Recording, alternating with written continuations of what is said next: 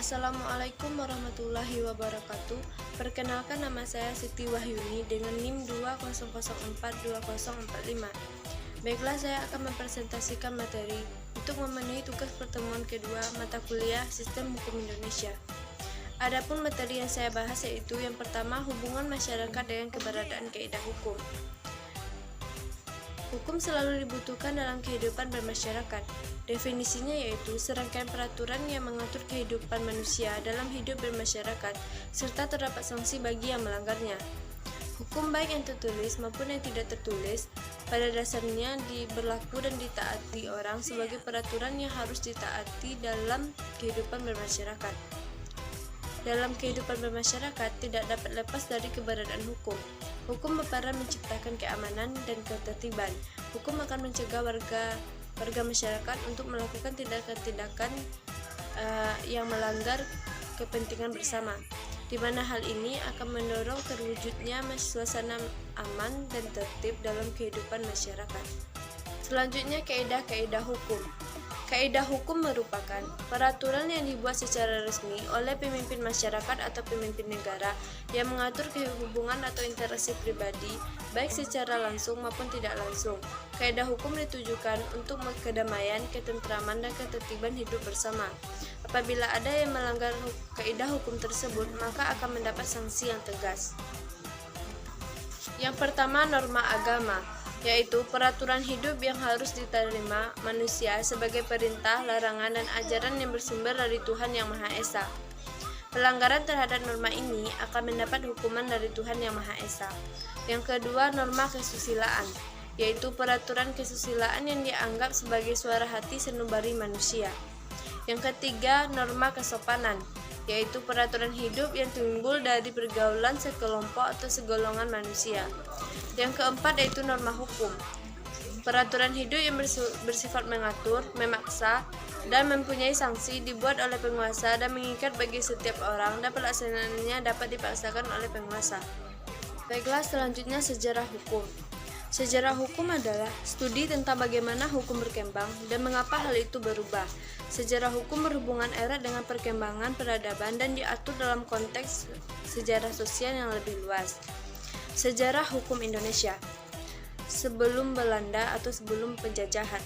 Dahulu Indonesia sebelum adanya penjajahan menganut sistem kerajaan. Hukum yang berlaku adalah hukum adat dan hukum Islam.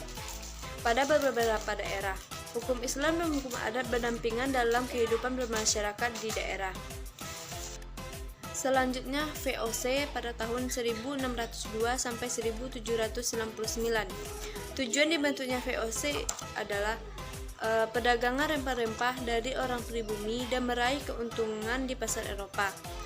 VOC memiliki hak istimewa dari pemerintah Hindia Belanda, yaitu hak atas pelayaran, membentuk angkatan perang, mendirikan benteng, dan mencetak uang. Pada tahun 1610, Gubernur Jenderal diberi wewenang membuat peraturan untuk menyelesaikan masalah hak istimewa, disesuaikan dengan kebutuhan VOC di daerah kekuasaan, di samping memutus perkara perdata dan pidana. Peraturan diumumkan berlakunya melalui plakat. Pada tahun 1642, disusun plakat secara sistematik, disebut dengan Statuta Van Batavia. Pada tahun 1766, Statuta Van Batavia diperbarui. Hukum yang berlaku pada masa VOC yaitu statuta, hukum adat dan pribumi, hukum perdagangan, dan hukum pendatang dari luar Eropa. Masa penjajahan pemerintah Belanda pada tahun 1800 sampai 1842. Daerah kekuasaan VOC diambil alih oleh pemerintah Hindia Belanda untuk mengurusi daerah jajahan Belanda yang minarki absolut. Waktu itu menunjuk Diandel sebagai Gubernur Jenderal. Tugas utama yaitu mempertahankan tanah jajahan sementara menghadapi kemungkinan serangan Inggris. Pada masa ini membagi Jawa menjadi 9 keresidenan, tidak mengganti peraturan yang berlaku di dalam pergaulan hidup pribumi. Hukum pribumi tetap berlaku jika tidak bertentangan dengan perintah yang diberikan atau dasar-dasar umum, keadilan, kepatutan demi keamanan umum. Raffles. Pada masa Raffles, membagi Pulau Jawa menjadi 19 keresidenan, mengganti susunan peradilan. Anggapan hukum yang berlaku adalah hukum Islam. Raffles tidak mengganti hukum yang berlaku pada pribumi. Inggris menyerahkan kembali kepada Belanda pada tahun 1816 sebagai hasil Konvensi London pada tahun 1814. Kembali ke pemerintahan Belanda. Pada tahun 1816 melalui Konvensi London pada tahun 1814, Hindia Belanda diserahkan kepada pemerintah Belanda. Peraturan perundang-undangan mulai tertata dan terbagi dalam 3 masa, yaitu pertama masa Basleter-Wiggering atau BR. Bentuk pemerintahan pada masa ini yaitu monarki absolut. Raja berdaulat mutlak atas daerah jajahan dan harta negara. Yang kedua masa Wiggering Regulimen atau RR. Perubahan sistem pemerintah dari monarki absolut ke monarki parlementer.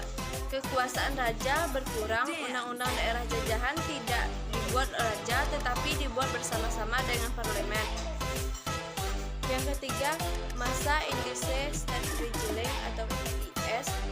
Dibentuknya Volksraad atau Wakil Rakyat sebagai perjuangan bangsa Indonesia. Adanya hak rakyat untuk ikut membuat undang-undang. Lahirnya IS yang berlaku sejak 1926. Politik hukum tertuang dalam 131 IS. Zaman penjajahan Jepang pada tahun 1942 sampai 1945 membagi Indonesia menjadi 2 kekuasaan, yaitu Indonesia Timur dan Indonesia Barat. Pada masa kemerdekaan. Pada masa kemerdekaan, Indonesia membentuk dan melaksanakan hukum sendiri, yaitu Tata Hukum Indonesia. Baiklah, hanya itu yang dapat saya sampaikan. Jika ada kesalahan dan kekurangan, saya mohon maaf. Saya sudahi dengan wassalamualaikum warahmatullahi wabarakatuh.